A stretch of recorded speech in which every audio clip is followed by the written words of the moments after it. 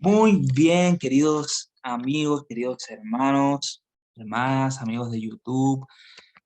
Sean todos bienvenidos nuevamente a este estudio. Hoy día vamos a continuar con la parte del estudio de Tarsis. Esto nos ha ido conectando un tema con otro tema, con otro tema. Recuerdan que estuvimos estudiando desde Efesios 5, desde someterse, la palabra someterse, sujetarse, ¿verdad? Y cómo eso nos iba llevando a Sefarad, que Sefarad es España, que también significa señal, que después nos llevó a Tarsis, que también tiene una implicación con España, y esos barcos de Tarsis que iban desde Tarsis hasta Israel, hasta Jerusalén, bueno, a Israel en sí, que llevaban un cierto mensaje a los judíos. eh, Bueno, tiene que ver con el mensaje del cuarto ángel que nos llevaba después a la visión de Ezequiel. También nos llevaba al pectoral del sacerdote, la piedra de Berilo, con la tribu de Zabulón. Justamente, bueno, nos conectaba con todo lo que tiene que ver con Jonás, también la señal de Jonás, los 3 días, ¿verdad? Que representa ahí al tercer milenio después de la muerte de Cristo. En fin, todo eso lo hemos estado estudiando ya en varias reuniones. Aquellos que no están conectados con el tema van a tener que mirarse un par de videitos por ahí en nuestro canal de YouTube. Se llama El Evangelio de los Judíos, la lista de reproducción. Y bueno, los invito a que lo vean desde el principio para que puedan darse cuenta de cómo todo se va conectando de una manera tan perfecta que nos arma todo este rompecabezas. Pues estuvimos estudiando también el tema de la palabra Tarsis como tal, como palabra, ¿verdad? Y eso ya nos estaba llevando y conectando con otras cosas, como, bueno, seguíamos hablando de la señal. También seguíamos hablando del número 6, seguíamos hablando del medio, de la llaga de Cristo, y bueno, Cristo siempre en medio de todo, en medio del candelabro, en medio de los dos ladrones crucificados, cuando dice, donde hay dos o tres reunidos en mi nombre, ahí estoy yo en medio de ellos. Siempre la palabra en medio tenía una importancia muy significativa en lo que tiene que ver con Tarsis, ¿ok? Que sería Tarshish. Y bueno, también estuvimos viendo el tema de las fases de la luna y cómo justamente en la mitad del mes está esta luna llena, que también tiene una representación de Cristo cuando estuvo acá en la tierra. Y también tiene que ver la luna con las señales de los tiempos, que nos hablaba de que teníamos que estar mirando la luna para que podamos conocer el tiempo de la visitación, ¿ok? Las señales de los tiempos. Más allá de la luna, el calendario lunar y el calendario lunar y el calendario hebreo, que estuvimos estudiando también, que nos llevaba justamente lo que serían las fiestas, que es un tema que también estamos estudiando con nuestro hermano Eduardo los días miércoles. Y cómo desde que salió el pueblo de Israel, desde Egipto, ya el primer mes y el primer día del año sería Aviv, ¿ok? El mes de Aviv, que también sería Nisan, ¿verdad? Dependiendo del, del- de la parte de la Biblia en donde se mencione, ¿ok? Del autor. Y también un dato extra, que también lo estuvimos viendo con nuestro hermano Eduardo, que se nos suma junto con este tema porque se van entrelazando los temas, que el mes de Tishri era el primer mes del año, ¿ok? En aquel momento, en aquel tiempo cuando Dios creó el mundo, lo creó en el mes de Tishri. pasó el 1, 2, y así, ¿ok? Y eso es muy importante, porque desde antes de que el pueblo de Israel saliera de Egipto, se contaba desde acá, desde Tisri en adelante. Este era el calendario civil, por así decirlo. Pero desde que Israel salió de Egipto, se cambió ese calendario y Dios dijo, este será el principio de los meses, el mes de Abib, desde el día 1 en adelante. ¿Y cuándo se contaba el día 1? Bueno, el mes de Abib se contaba cuando la cebada estaba dorada, miraban los campos de cebada y estaban dorados, estaban en ese punto, a punto de madurar, y además aparecía esta primera uñita de la luna, que sería esta de acá, ¿ok? ¿Por qué se ve así al revés? Acá en el hemisferio sur nosotros vemos así, cuando la luna está creciendo la vemos así, pero en el hemisferio norte se ve así cuando va creciendo, se ve al revés. Y es muy interesante porque también los hebreos leen de derecha a izquierda. Es como también como que la luna se leyera de derecha a izquierda. Bueno, este es el primer día del año, cuando la luna, la primera uñita de luna aparece. Y allí se sacaba el primer día del año. Por eso nadie sabe el día ni la hora, porque nadie podía determinar cuándo era el primer día del año hasta que fuera el primer día del año. Cuando el primer día del año llegara, ahí ya se podía saber cuándo sería el último día del mes, que sería ya aquí el 28, donde está ya la luna nueva, porque cuando ya no se ve la luna. Y desde aquí habían 1 o 2 días en los cuales no se sabía cuándo iba a volver a aparecer la luna para el otro mes. Podía pasar un día o podían pasar 2, no se sabía. Por eso estaba esa incertidumbre y por eso el día y la hora nadie lo sabía, cuándo iba a empezar el otro mes. Y así avanzaban los meses y habían 12 meses, pero también había un 13º mes, que era el mes de Adar 2. Miren que aquí viene Shevat, Adar, y viene el mes de Adar 2. Porque aquí y en el último mes del año, que sigue, sería Adar, venían y veían la luna, veían que después la luna empezaba a crecer, pero los campos de cebada aún no estaban Aviv, que Aviv tiene que ver con el punto de la cebada, no estaban dorados todavía los campos de la cebada. Entonces se contaba un 13º mes todavía más. Pero esto no siempre, no era todos los años, tenían que estar siempre mirando, siempre tenía que haber un vigía o alguien que observara los campos de la cebada y que mirara también la luna, ¿ok? Y esa era el observar las señales de los tiempos. Justamente es lo que estamos haciendo nosotros. Eso es importante, el tema de las fiestas, porque nos confirma el tema de las señales de los tiempos. Y en el mes de Aviv, este sería el mes de Aviv, ¿ok? Que lo corté desde el día 10. ¿Sí? Esto es lo que hemos estado estudiando.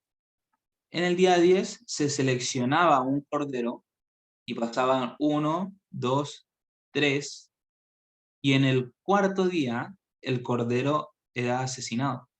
Como en el cuarto milenio, el Cordero de Dios, que es Cristo, Jesús, fue asesinado también en la cruz, justo en el cuarto día. Y en el día siguiente empieza la fiesta de los panes sin levadura, que dura 7 días.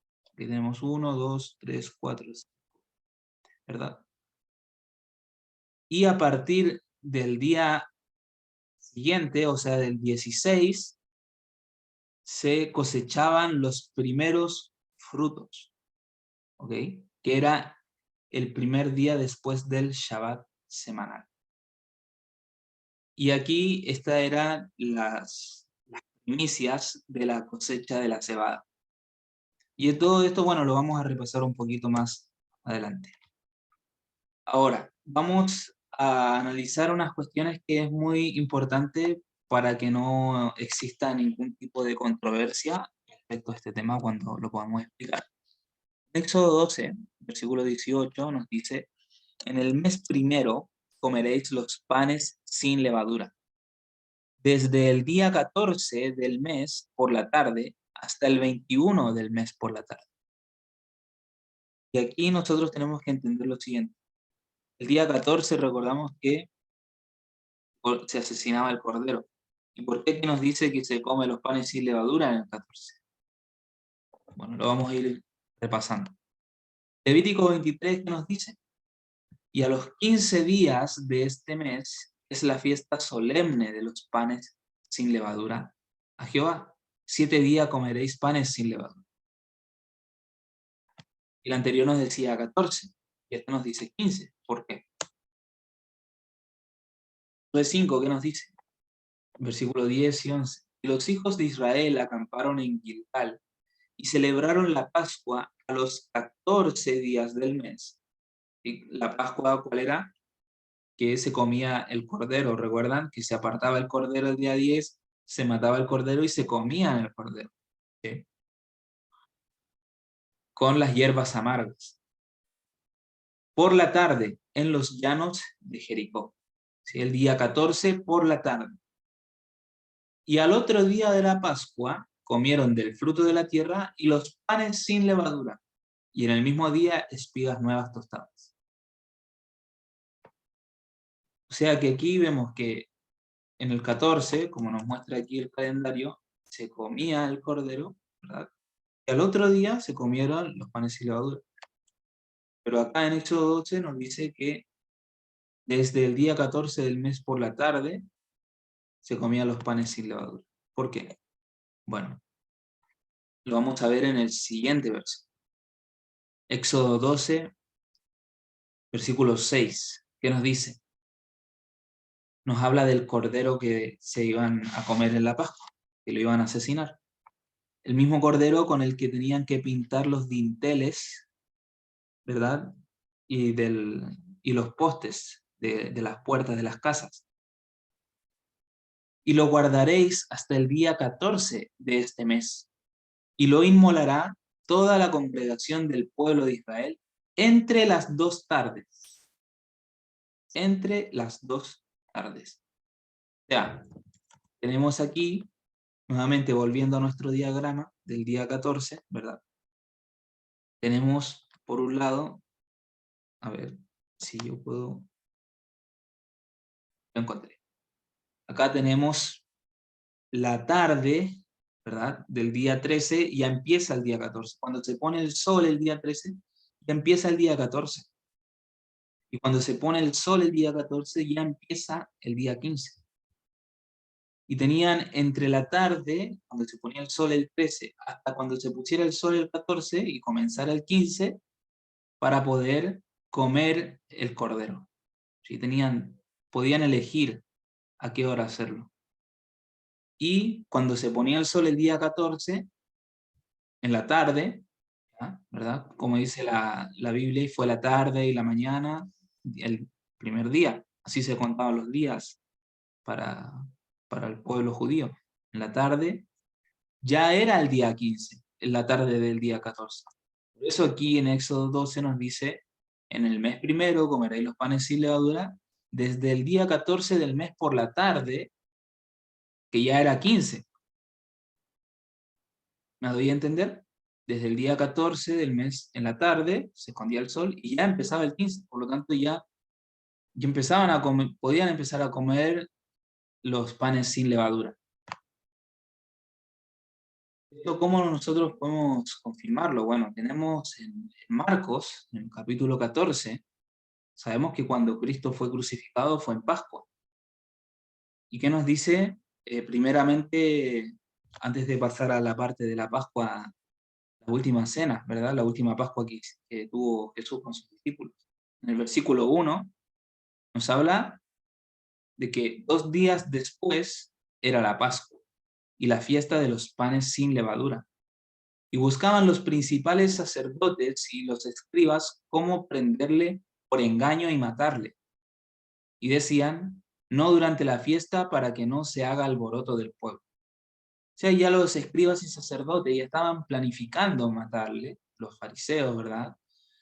Y decía que 2 días después era la Pascua y la fiesta de los panes y levadura, o sea que mete las dos fiestas dentro de una sola, dentro del mismo día, porque dice 2 días después era la Pascua y la fiesta de los panes y levadura. Y ellos decían que no había que matarle durante la fiesta de los panes sin levadura, para que no se haga alboroto del pueblo. Entonces, ¿qué sucedió después? Versículo 12. El primer día de la fiesta de los panes sin levadura, cuando sacrificaban el cordero de la Pascua, sus discípulos dijeron, ¿dónde quieres que vayamos a preparar para que comas la Pascua? Entonces ya tenemos acá el primer día de la fiesta de los panes sin levadura, y nos está poniendo como el mismo día que se sacrificaba el cordero de la Pascua. Pero sabemos que eso fue en la noche del 13. Jesús comió la Pascua con sus discípulos la noche del 13. Pero también se contaba como primer día, porque cuando llegara la tarde del 14, ya empezaba la fiesta de los panes sin levadura. Para los judíos era lo mismo, ellos mezclaban todo, mezclaban las cosas. Ahora, otro detalle que se me pasó de este versículo, que me gustaría mencionarlo, que es muy interesante cómo se cumplió la profecía en esto también, que aquí nos habla del Cordero de Pascua, que representaba a Cristo, y que iba a morir un 14 de Aviv, 14 de Nisan, ¿verdad? Que Aviv, Nisan son el mismo mes. Y nos dice, lo inmolará, o sea, lo matará, lo sacrificará toda la congregación del pueblo de Israel, entre las dos tardes. Y a Jesús lo mató toda la congregación del pueblo de Israel. Es muy interesante este detalle. ¿Por qué digo toda la congregación del pueblo de Israel y no solo el pueblo judío y no solo en Jerusalén? Porque Jesús murió en Jerusalén, en las afueras de la muralla norte. Pero ¿por qué digo toda la congregación? Porque en aquel entonces, como era la Pascua, venían de todos los rincones de Israel, venían a la ciudad santa, a Jerusalén, a celebrar la Pascua.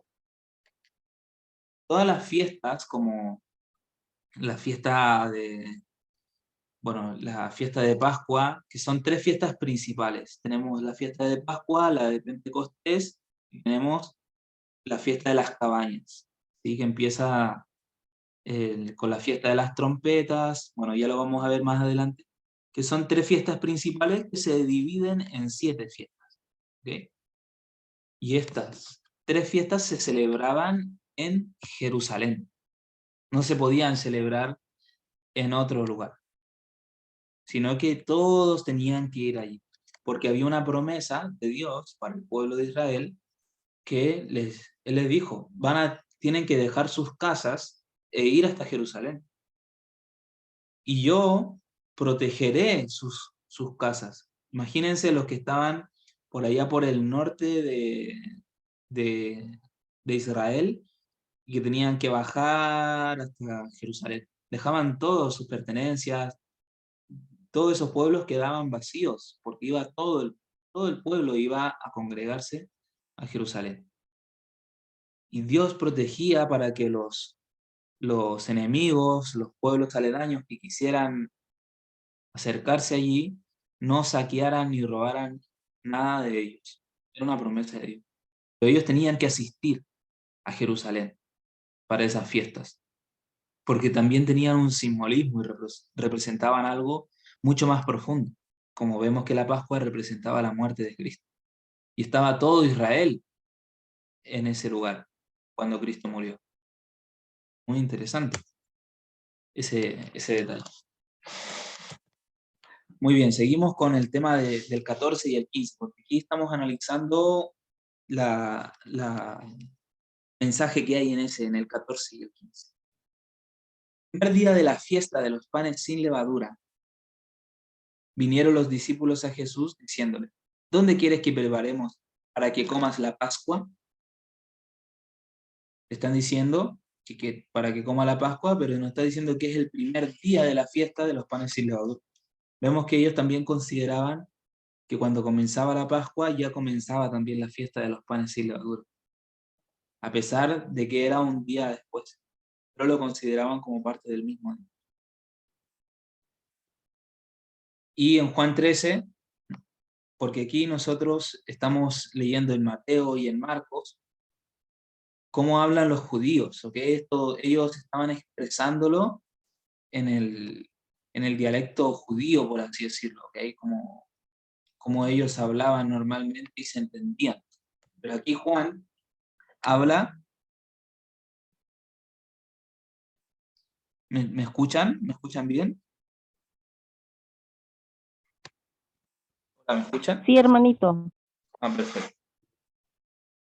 Bueno, y aquí Juan, en el capítulo 13, versículo 1, él está hablando como hablamos nosotros, ¿ok? Como nosotros vemos los días. Y aquí nos está diciendo, antes de la fiesta de la Pascua, sabiendo Jesús que su hora había llegado para que pasase de este mundo al Padre, como había amado a los suyos que estaban en el mundo, los amó hasta el fin.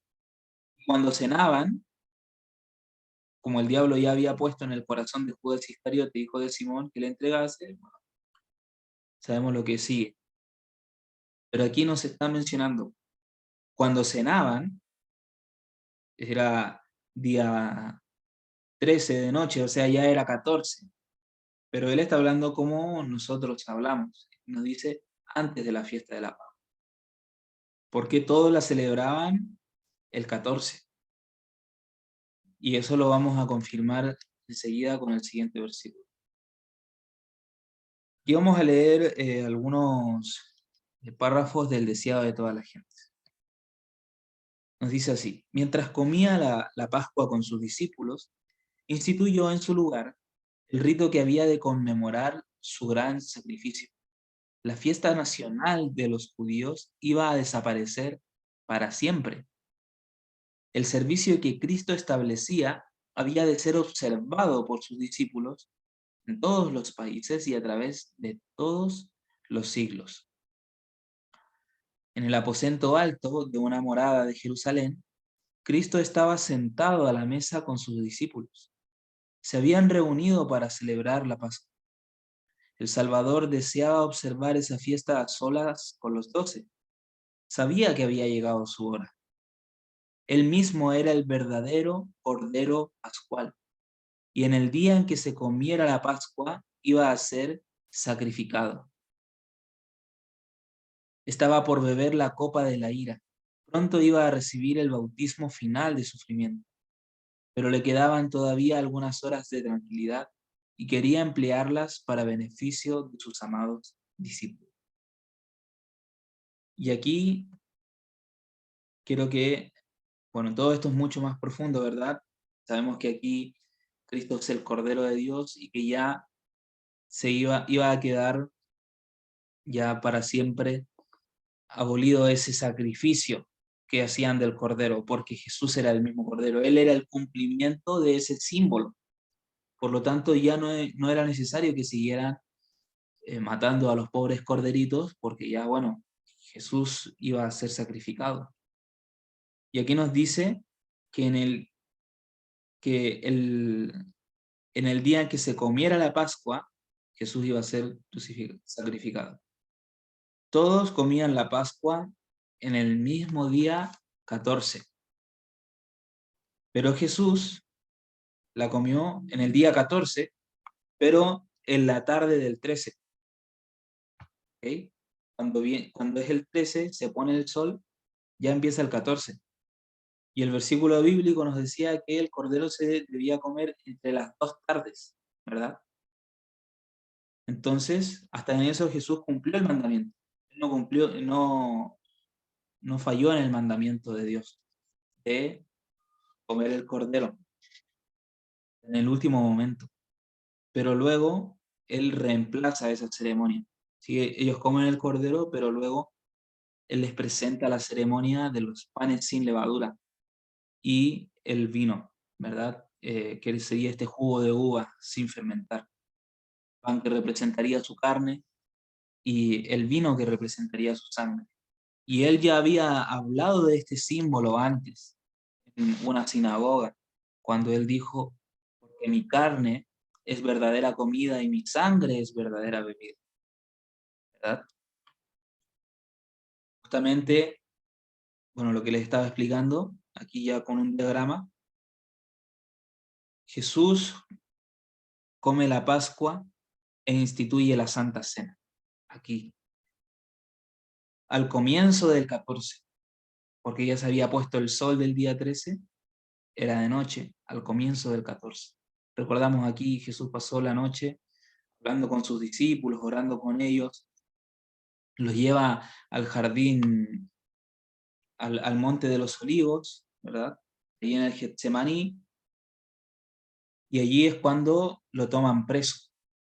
Y toda la madrugada lo están enjuiciando hasta que sale el sol en la mañana, ¿verdad? Lo siguen enjuiciando, lo azotan, etc.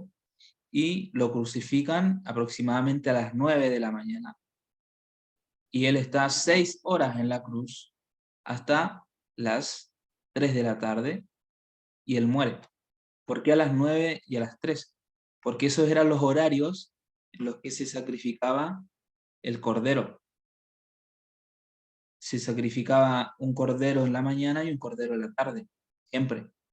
Todos los días ese era el sacrificio continuo que se realizaba, que estaba instituido desde la antigüedad, ¿verdad? Desde el Éxodo. Y a partir de allí, a las 3 de la tarde, se llevan el cuerpo de Jesús y bueno, él descansa el 15 y resucita el 16 de mañana. Y representando los primeros frutos, que serían las primicias de la cosecha de la cebada, y juntamente con él también resucitan otros que estaban en las tumbas, ¿verdad? Cuando él muere y está ese terremoto, ¿verdad? Aquí en el 15, o sea, en el 14, se abren esas tumbas, pero no resucitaron sino hasta el 16. Y eso es muy interesante. Bueno,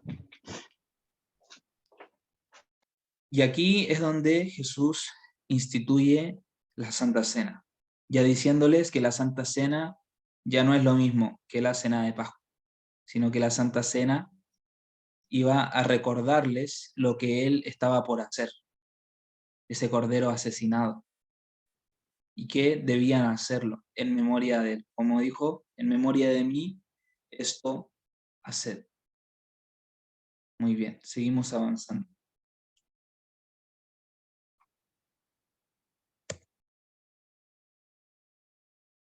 Bueno, antes de avanzar un poco, lo que lo que les dije anteriormente se encuentra en el libro de Juan, en el capítulo 6, en el versículo 55 en adelante. Eh, cuando Jesús habla acerca de este simbolismo. En realidad, él está hablando en el capítulo 48, dice, yo soy el pan de vida. ¿Sí? Todo esto lo habla desde el versículo 25, pero nosotros vamos a leer desde el 48. ¿Y por qué él dice esto? Porque momentos antes, unos días antes, Jesús había alimentado a los 5.000 con panes y peces y les había dado a comer de los panes. Pero después eh, vienen estas personas a buscarle y Jesús les dijo, ustedes me buscan porque comieron el pan, no porque tengan hambre de saber, no es porque tengan hambre del reino de Dios, sino es porque quieren que yo les dé comida y no quieren seguir trabajando, quieren que yo les dé para sus necesidades. Y eso también es, bueno, una amonestación para nosotros en el día de hoy, que muchas veces buscamos a Dios solamente para lo que necesitamos, no porque verdaderamente tengamos interés en las otras cosas que nos quiere dar. Y en el versículo 48 él dice, yo soy el pan de vida. Vuestros padres comieron el maná en el desierto y murieron. Este es el pan que desciende del cielo para que el que de él come no muera. Yo soy el pan vivo que descendió del cielo. Si alguno comiere de este pan, vivirá para siempre. Y el pan que yo daré es mi carne, la cual yo daré por la vida del mundo. Entonces los judíos contendían entre sí, diciendo, ¿cómo puede éste darnos a comer su carne? Y Jesús les dijo, de cierto os digo, si no coméis la carne del Hijo del Hombre y bebéis su sangre, no tenéis vida en vosotros. Que come mi carne y bebe mi sangre tiene vida eterna, y yo le resucitaré en el día postrero. Porque mi carne es verdadera comida y mi sangre es verdadera bebida. El que come mi carne y bebe mi sangre, en mí permanece, y yo en él. Como me envió el Padre viviente y yo vivo por el Padre, asimismo el que me come, él también vivirá por mí. Es el pan que descendió del cielo. No como vuestros padres comieron el maná y murieron. El que come de este pan vivirá eternamente. Estas cosas dijo en la sinagoga estando en Capernaum. Y esto es muy interesante porque aquí nos está declarando verdades muy profundas, tanto a lo que es el rito de la Santa Cena. Si el rito de la Santa Cena, que incluye el lavamiento de pies, incluye el pan sin levadura y el jugo de uva sin fermentar. ¿Por qué es jugo de uva sin fermentar? ¿Y por qué es pan sin levadura? Porque la levadura representa el pecado. Por eso empezaba aquí la fiesta de los panes sin levadura, luego de la muerte del Cordero, que representaba a Cristo, y luego de la muerte de Cristo, que es el Cordero de Dios que quita el pecado del mundo. Al ser quitado el pecado del mundo, ya después no había pecado. Entonces, los panes que comían, que era la misma carne del Cordero, estos panes que venían después durante 7 días, también muy interesante, representando esos 7000 años, ¿verdad? Para poder llegar a tener esa purificación. La fiesta de los panes sin levadura representaba también eso. Y el pan sin levadura representaba que ya el pecado era quitado de la carne y representa a Cristo, Cristo mismo. Cristo no pecó, por lo tanto en su carne no había pecado, en su sangre tampoco había pecado. Por eso cuando Ron Wyatt va a hacer el análisis de sangre, la sangre volvió a la vida, porque la paga del pecado es la muerte. La sangre de Cristo no puede morir porque Él no pecó. Entonces, si nosotros comemos de ese pan y bebemos de su sangre, bebemos ese jugo de uva, el jugo de la vid, como Él dijo, yo soy la vid verdadera, el que permanece en mí, yo permanezco en Él también. Y aquí nos vuelve a repetir la misma verdad. Nos dice que el que come mi carne y bebe mi sangre, en mí permanece, y yo permanezco en Él. Por lo tanto, esto es necesario también para que nosotros podamos obtener una purificación de nuestros pecados. La Santa Cena incluye más que un simple ritual que nosotros hacemos, no sé, cada 6 meses. Lo ideal es hacerlo continuamente, recordando el sacrificio de Cristo, sino que es una purificación que es completa, es como el bautismo del agua y del Espíritu. Cuando nosotros nos bautizamos, nuestros pecados quedan enterrados en el agua. De la misma manera, cuando nosotros comemos la carne del Cordero, que sería ese pan sin levadura, y bebemos su sangre, que sería ese jugo de uva, nosotros estamos participando de su naturaleza sin pecado. Y por eso que el jugo de uva no tiene que ser vino, como lo usan los católicos, que usan el vino, que se toman el vino. Porque el vino está fermentado y la fermentación representa pecado. Por eso que debe ser sin fermentar el jugo de uva. Todo tiene un simbolismo y debemos cumplir ese simbolismo y ser obedientes en cuanto al mandato de Dios. La obediencia no viene por nosotros mismos, sino que viene por el Espíritu Santo. Así como esta semana les mandé ese versículo de Primera de Pedro, en el capítulo 1, ya desde el versículo 2 nos dice que somos elegidos en santificación del Espíritu para obedecer. O sea, si no hubiéramos tenido la santificación del Espíritu, no podríamos obedecer. Bueno, ahora sí podemos seguir leyendo. La primera de estas fiestas, la Pascua, fiesta de los panes ácimos o sin levadura, se celebra en Aviv, el primer mes del año judío, que correspondería a fines de marzo y principios de abril. ¿Por qué dice fines de marzo, principios de abril? ¿Por qué no nos dice, no, corresponde al 7 de abril, siempre? ¿Por qué no hay una fecha definida? Porque esto era determinado por la luna y por la cosecha de la cebada. Por eso es muy importante mirar las señales de los tiempos. Entonces el frío del invierno había pasado, como también la lluvia tardía. Y toda la naturaleza se regocijaba en la frescura y hermosura de la primavera. Primavera, hay que recordar que esto está hablando del hemisferio norte. La hierba reverdecía en las colinas y los valles, y por todas partes las flores silvestres adornaban los campos. La luna, ya casi llena, embellecía las noches.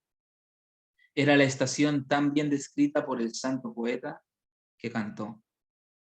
Ya ha pasado el invierno, la lluvia ha cesado y se fue. Han brotado las flores en la tierra y ha venido el tiempo de la canción. Se oye el arrullo de la tórtola en nuestro país. Ya la higuera ha dado sus higos. Entonces acá tenemos la señal. La luna, que ya estaba casi llena, embellecía las noches. Y sabemos que eso fue en el 14. 15, la luna ya estaba llena. ¿Qué pasó el 15? Jesús, ¿qué hizo? Descansó. Y aquí nos dice, ya la higuera ha dado sus higos. Y esto es muy interesante porque a mí me hizo recordar enseguida la parábola de la higuera, de Mateo 24:32, donde nos dice, de la higuera aprended la parábola. Cuando ya su rama se enternece y las hojas brotan, sabéis que el verano está cerca. Así también vosotros, cuando vierais todas estas cosas, sabéis que está cercano a las puertas. Y aquí también, cuando nosotros estemos en el año 2031, que comience el año y vamos viendo que la higuera ha dado sus higos, ¿verdad? Que vamos viendo las señales de los tiempos, la luna, y vamos viendo justamente eso, vamos a saber que está cercano el verano. Pero Jesús no viene en verano, viene en otoño, del hemisferio norte. Estoy hablando del hemisferio norte. Cercano. ¿Sabes que el verano está cerca? Sabes que está cercano. Muy interesante, ¿no? Cómo relaciona la higuera también con eso. El día 14 del mes, por la noche, se celebraba la Pascua, cuyas ceremonias solemnes e imponentes conmemoraban la liberación de la esclavitud de Egipto y señalaban hacia adelante, al sacrificio que los había de librar de la servidumbre del pecado. Ya que era un símbolo esta fiesta de lo que vendría luego. Cuando el Salvador dio su vida en el Calvario, cesó el significado de la Pascua y quedó instituida la Santa Cena para conmemorar el acontecimiento que había sido prefigurado por la Pascua. Ahora yo les hago una pregunta. Si esto se cumplió justamente el 14 de Aviv, donde se celebraba la Pascua, y justo el 14 de Aviv, nuestro Salvador dio su vida en el Calvario. Luego, que ya lo vamos a mostrar más adelante, 50 días después El 21 de Aviv, cuando terminaba la fiesta de los panes sin levadura, se contaban 50 días y venía la fiesta de Pentecostés, y que tuvo su cumplimiento con el derramamiento del Espíritu Santo sobre los discípulos en el día de Pentecostés. Por eso llamamos el día de Pentecostés, porque era la fiesta de Pentecostés, y era un solo día. Y quedó ese instituido como el día de Pentecostés. Y ahora, ¿cuál es el último evento que falta que se cumpla para poder terminar todo esto? Sería la segunda venida de Cristo.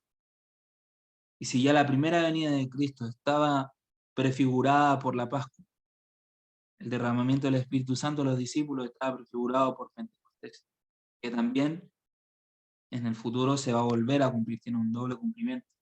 Lo veremos quizás con nuestro hermano Eduardo cuando nos introduzcamos de lleno en la fiesta. Y ya la tercera fiesta, que sería la segunda venida de Cristo, es lo que nos falta. Y se va a cumplir justamente en el día y en el mes que dice que nos dice el símbolo. Porque lo anterior se cumplió en el día y mes que nos decía el símbolo. Ahora, cuando llegue el año 2031 no van a haber campos de cebada para que veamos todo eso, entonces no vamos a saber el día y la hora. Pero sí se va a cumplir más o menos en ese mes, cuando sea el otoño en el hemisferio norte, más o menos entre septiembre y octubre. No podemos determinar específicamente la fecha, pero sí el mes. Y esto es muy interesante. Pascua después seguía por 7 días como fiesta de los panes ácimos o panes sin levadura, y el primero y último día eran días de santa convocación, durante los cuales no debía hacerse trabajo servil alguno. Y esto también se me hace a mí muy interesante, porque cuando Jesús dio su vida en la cruz era día viernes para nosotros en la era contemporánea, y el siguiente día era sábado.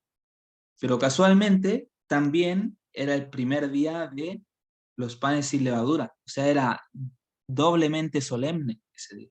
Era sábado y a la vez también era un día de santa convocación por ser el primer día de los panes sin levadura.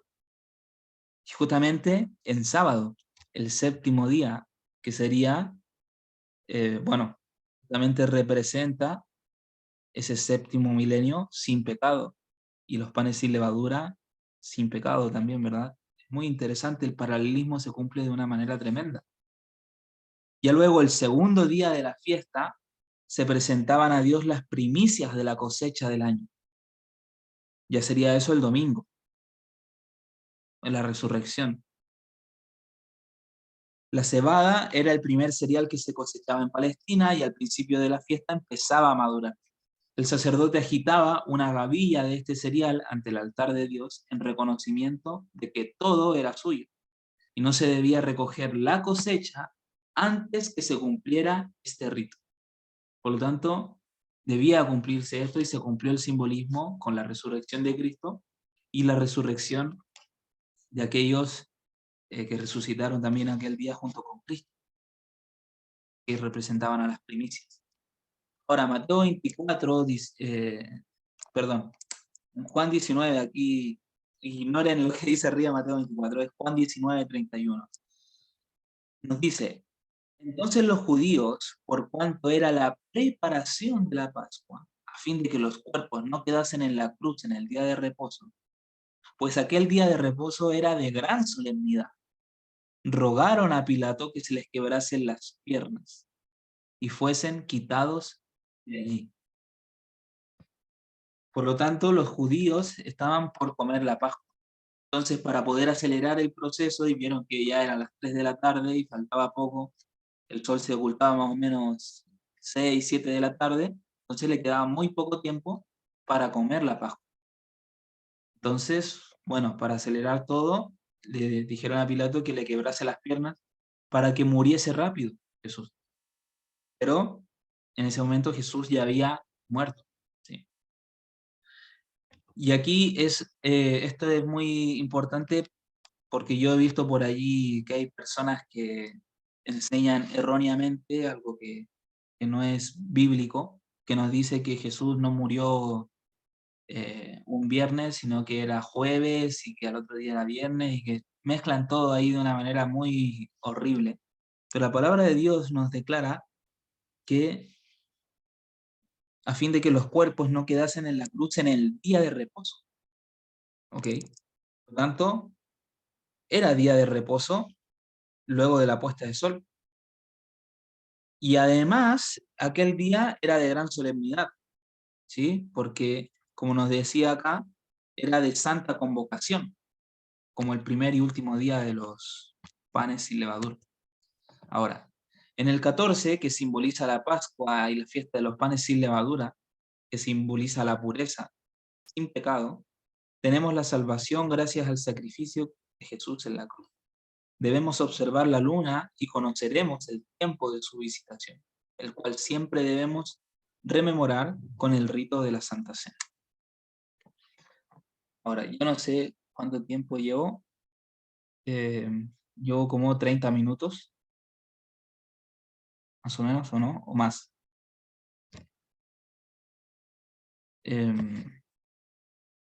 Vamos a ver aquí.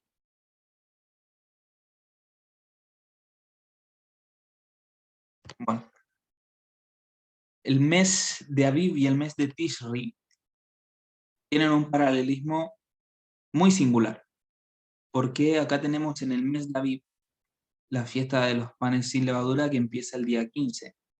Y en el mes de Tishri, que sería el séptimo mes, donde es el mes del día de la expiación, que es acá el 10, justamente cuando se aparta el cordero acá ya se hace el día de la expiación, y en el día 15 es la fiesta de tabernáculos.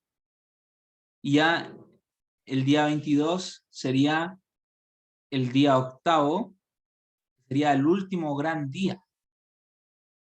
Y esto es muy interesante para poder comprender lo siguiente. Levítico 23 nos habla, en el versículo 24 y 39 nos dice, habla a los hijos de Israel y diles, en el mes séptimo, al primero del mes, tendréis día de reposo, una conmemoración al son de trompetas y una santa convocación. Pero a los 15 días del mes séptimo, cuando hayáis recogido el fruto de la tierra, haréis fiesta a Jehová por 7 días. El primer día será de reposo, y el octavo día será también día de reposo.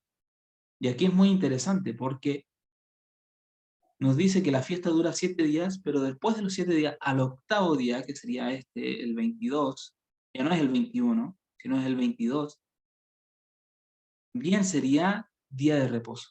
¿Por qué? Sería el 15 y el 22. Bueno, también a los 15 días del mes séptimo tendréis santa convocación. Ninguna obra de siervos haréis y celebraréis fiesta solemne a Jehová por 7 días. Números 29-12. Ezequiel 45-25. En el mes séptimo, a los 15 días del mes, en la fiesta, hará como en estos 7 días en cuanto a la expiación, en cuanto al holocausto, en cuanto al presente y en cuanto a la cena.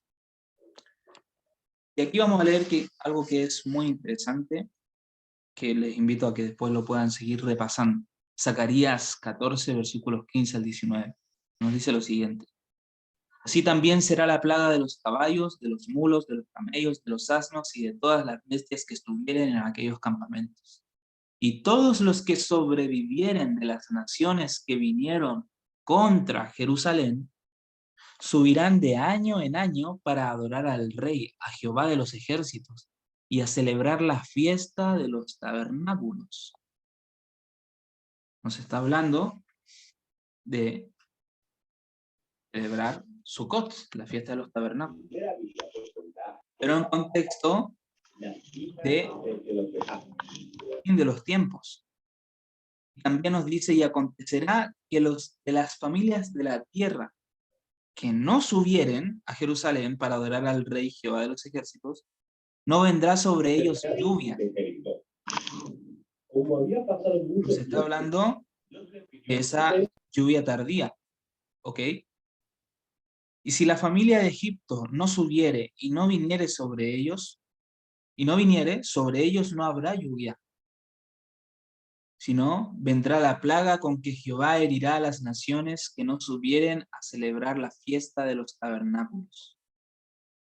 Esta será la pena del pecado de Egipto y del pecado de todas las naciones que no subieren para celebrar la fiesta de los tabernáculos. Ahora, muy interesante, hay algunos que sí subirían a celebrar la fiesta de los tabernáculos, pero los que no, vendrá plaga sobre ellos. ¿Qué va a pasar cuando Cristo venga? Sabemos que van a empezar a caer las 7 plagas finales, ¿verdad? Pero van a haber algunos que van a estar esperando tabernáculos, la fiesta de tabernáculos, la segunda venida de Cristo, van a estar esperando, es en tabernáculos. Y estos que van a estar esperando, ellos van a tener lluvia. ¿Cuál lluvia? La lluvia tardía. Y esa lluvia que también representa la segunda venida de Cristo. Pero aquellos que no estén, que no suban para celebrar la fiesta de tabernáculos, que no estén pendientes de eso, no vendrá sobre ellos lluvia, sino que vendrá la plaga con que Jehová herirá a las naciones. ¿Cuál es esa plaga? Plaga final, ¿verdad? Las plagas finales. Muy interesante. Por lo tanto, en el 15 se asocia a la fiesta de los panes sin levadura también, por paralelismo que empiezan en el mismo día, justamente en paralelismo con la fiesta de tabernáculos. Sabemos que la fiesta de los panes sin levadura sería como de la carne de Cristo sin pecado. Y al comerla nosotros también quedamos sin pecado. Entonces también está ese paralelismo del 15 con la fiesta de tabernáculos, cuando Cristo venga ya a quitarnos del pecado, de este mundo de pecado. Y nos recuerda el regocijo de la salvación y la liberación del pecado en Tisri del 2031. En el 7º milenio, la protección de Dios frente a las plagas y el jubileo. También nos recuerda la destrucción total del pecado en el 8000, luego de los 1000 años en el cielo, y el reposo en Cristo durante la eternidad. ¿Por qué nos recuerda eso? Y nosotros vemos acá en el calendario, tenemos desde el día 15, 7 días, ¿verdad? 7 días de liberación. Pero ya en el 8º día es el último gran día. Y al igual como en el 8º milenio, será el último gran día ya, donde comenzamos ese reposo en Cristo durante la eternidad. Porque ese 8º día también era un día de reposo. Contaba como un día santo de reposo, apartado donde no debía hacerse nada, representando ese reposo por la eternidad.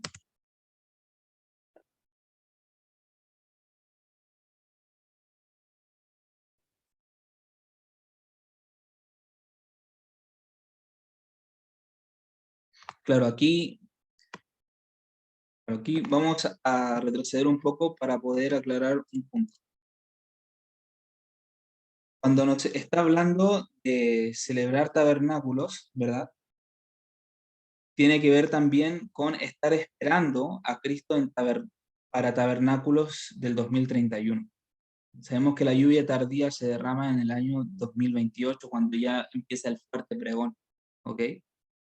Por eso aquí nos dice que sobre aquellos que no subieren a Jerusalén para adorar al Rey Jehová de los ejércitos, no vendrá sobre ellos lluvia.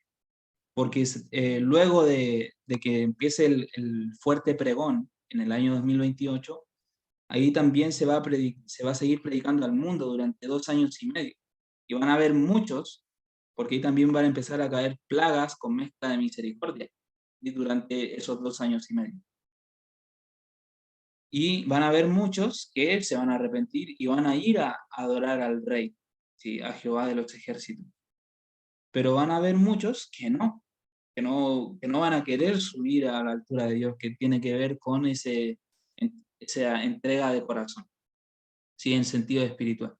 Por lo tanto, sobre ellos no habrá lluvia. La lluvia tardía para nosotros llega en el 2028, pero para los que vayan aceptando el mensaje también y lo vayan aprendiendo rápidamente, sobre ellos también será derramado el Espíritu Santo para que ellos también prediquen. Por lo tanto, ellos también van a tener parte de esa lluvia tardía, que representa el recibimiento del Espíritu Santo para todos aquellos que acepten el mensaje luego, ¿sí? Porque aquí nos está hablando de los extranjeros, de las naciones que vinieron contra Jerusalén, ¿ok? De las familias de la tierra. Nos dice después la familia de Egipto, y representando a aquellos que son paganos, por así decirlo, ¿sí? Que no pertenecen al pueblo de Dios, espiritualmente hablando. Y aquellos que escuchen el mensaje y que no lo acepten, sobre ellos no habrá lluvia, sino que al final ya vendrá la plaga con que Jehová herirá a las naciones, que será en esas plagas con mezcla de, o sea, sin mezcla de misericordia. Desde, desde antes ya estaban cayendo plagas, pero con esa mezcla de misericordia, hasta que ya se quita el tiempo de gracia, se acaba el tiempo de gracia y empiezan a caer las últimas 7 plagas, ya sin misericordia de parte de Dios. Y gracias, hermanita, por la pregunta, para poder, eh, para poder dejar aclarado ese tema. Muy bien. Vamos a leer un poco sobre la fiesta de las cabañas y ya concluimos. En el 7º mes venía la fiesta de las cabañas o de la recolección. Y aquí recalqué recolección, porque será cuando Cristo recolecte a los salvos. Esta fiesta reconocía la bondad de Dios en los productos de la huerta, del olivar y del viñedo. Así se completaba la serie de reuniones festivas del año. Por lo tanto, aquí terminaba ya todo el ciclo de fiestas. La tierra había dado su abundancia. La cosecha había sido recogida en los graneros, los frutos, el aceite y el vino habían sido almacenados y las primicias se habían puesto en reserva. Y ahora acudía el pueblo con los tributos de agradecimiento al Dios que lo había bendecido. Terminados los trabajos de la siega, y no habiendo empezado aún las labores del año nuevo, el pueblo estaba libre de preocupaciones y podía someterse. Y es muy interesante que volvemos a la misma palabra con la que empezamos, someterse, sujetarse, ¿verdad? Someterse a las influencias sagradas y placenteras de la hora. Muy interesante que menciona la hora. Nadie sabe el día ni la hora, pero aquí vamos a poder someternos a las influencias sagradas de la hora, en la fiesta de las cabañas.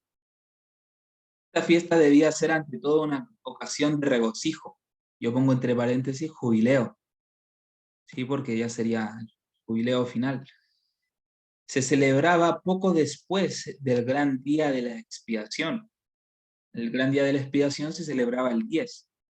La fiesta de las cabañas se celebraba el 15.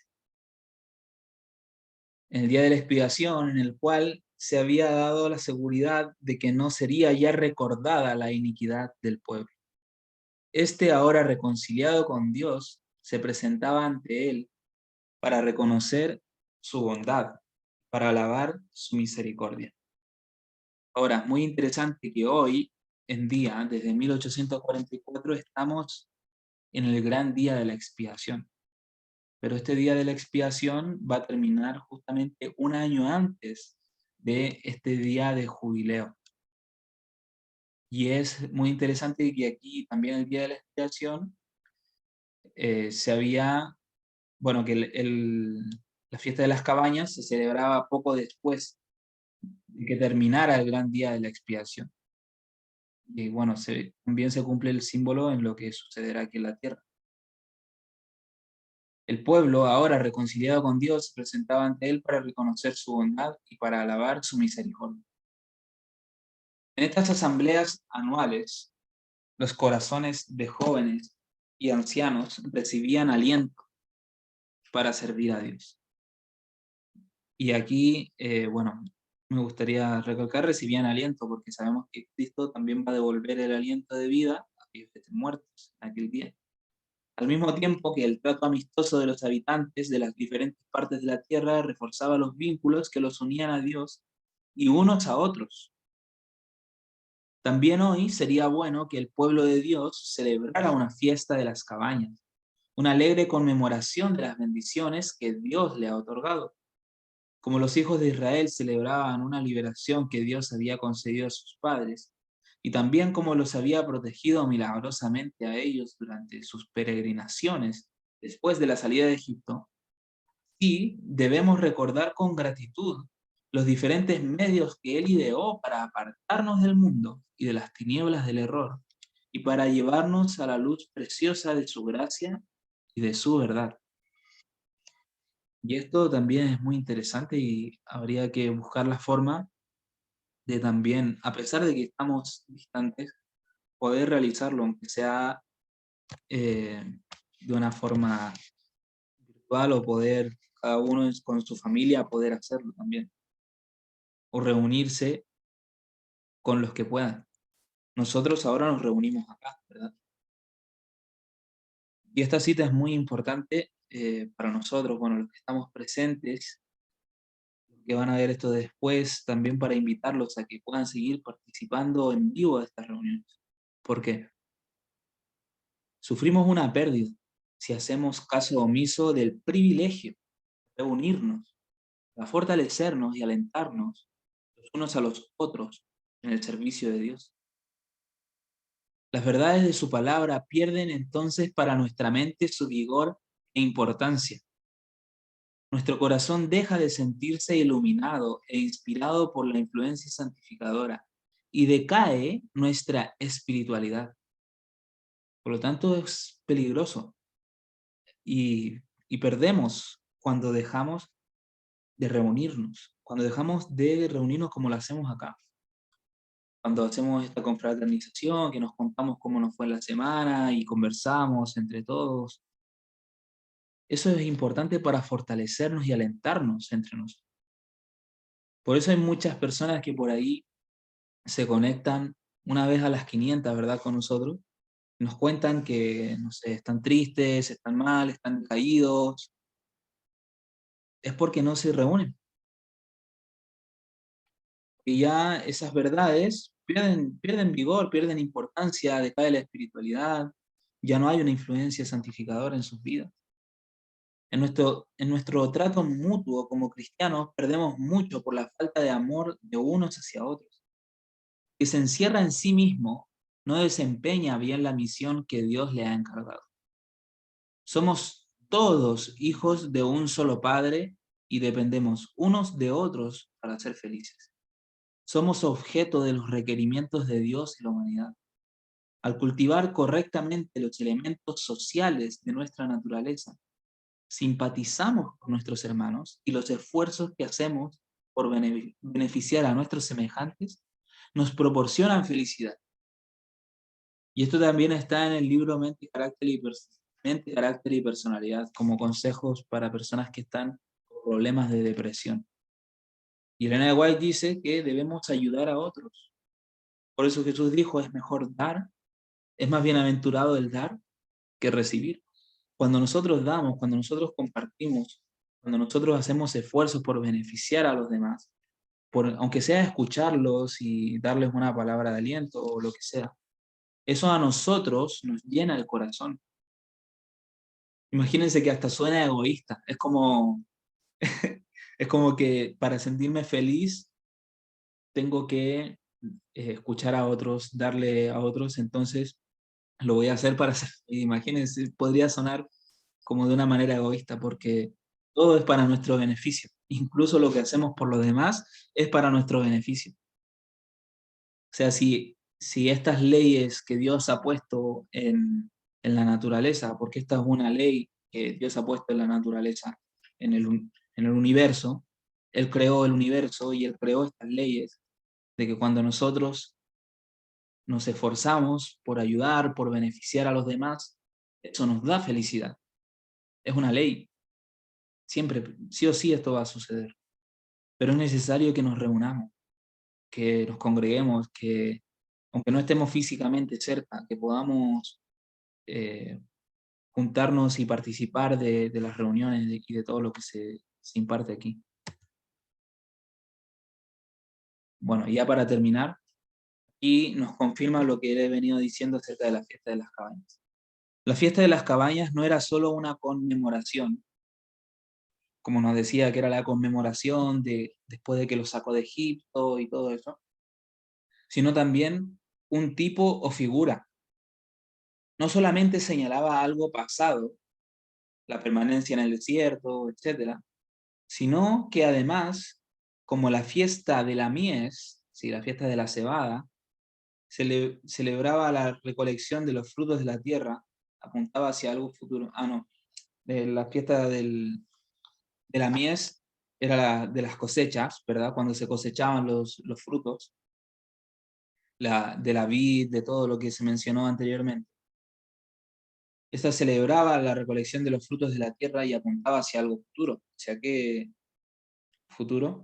El gran día de la siega final, de la cosecha final, cuando el Señor de la mies mandará a sus segadores a recoger la cizaña en manojos destinados al fuego y a juntar el trigo en su granero. En aquel tiempo todos los impíos serán destruidos, serán como si no hubieran sido. Días 16. Y todas las voces del universo entero se unirán para elevar alegres alabanzas a Dios, dice el revelador. A todo lo creado que está en el cielo, sobre la tierra, debajo de la tierra y en el mar, y a todas las cosas que hay en ellos, oí decir, al que está sentado en el trono y al Cordero sea la alabanza, la honra, la gloria y el poder por los siglos de los siglos. Amén. Apocalipsis 5:13. Por lo tanto, esta fiesta de las cabañas no solamente les recordaba al pueblo de Israel cuando estuvieron en el desierto, que vivían en estas cabañas, ¿verdad?, alrededor de Cristo, alrededor del santuario, de esa columna de fuego. Luego de haber sido liberados de Egipto, sino que también representa a la liberación final del pecado, liberación de los malos cuando estén persiguiendo a los 144.000 y de toda esa persecución que se vivió durante 3 años y medio, donde hubieron muchos mártires, donde hubieron muchos llevados a las cárceles, y al final van a ser liberados, se les va a devolver la vida, y los que queden vivos también serán trasladados juntamente con ellos al cielo, recolectados como los frutos de la tierra. Bueno, esto es algo muy, muy hermoso, y alabado sea Dios por enviarnos esta luz. Así que hay que seguir estudiando, hay que seguir orando cada día para que podamos ser parte de ese pueblo al final, para que Dios tenga misericordia de nosotros y nos siga enviando su Espíritu Santo para poder seguir estando siempre pendientes de todo lo que está sucediendo y compartirlo con otros. Y cuando sea el día de recibir el Espíritu Santo como la lluvia tardía, que nosotros seamos parte de ese pueblo que lo recibe y que podamos ser guiados siempre por Dios, llevar muchas almas para Cristo. Así que terminamos con una oración. Con los que quieran se ponen de rodillas. Yo lo voy a hacer. Padre bendito que estás en el cielo, santificado sea tu nombre, Señor.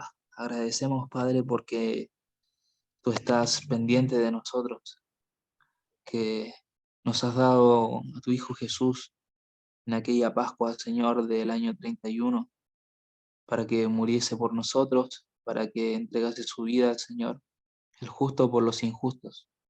Te rogamos, Padre, que en esta hora tú te quedes con cada uno de nosotros, Señor, en nuestros hogares, que nos fortalezcas, que nos des tu Espíritu Santo, Señor.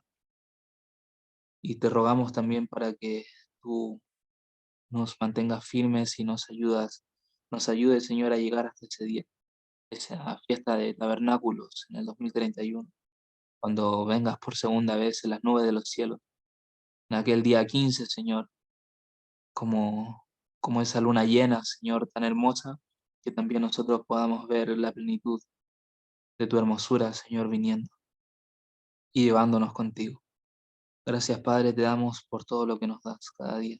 Todo eso te lo agradecemos, te lo pedimos en el santo nombre de Jesús. Amén.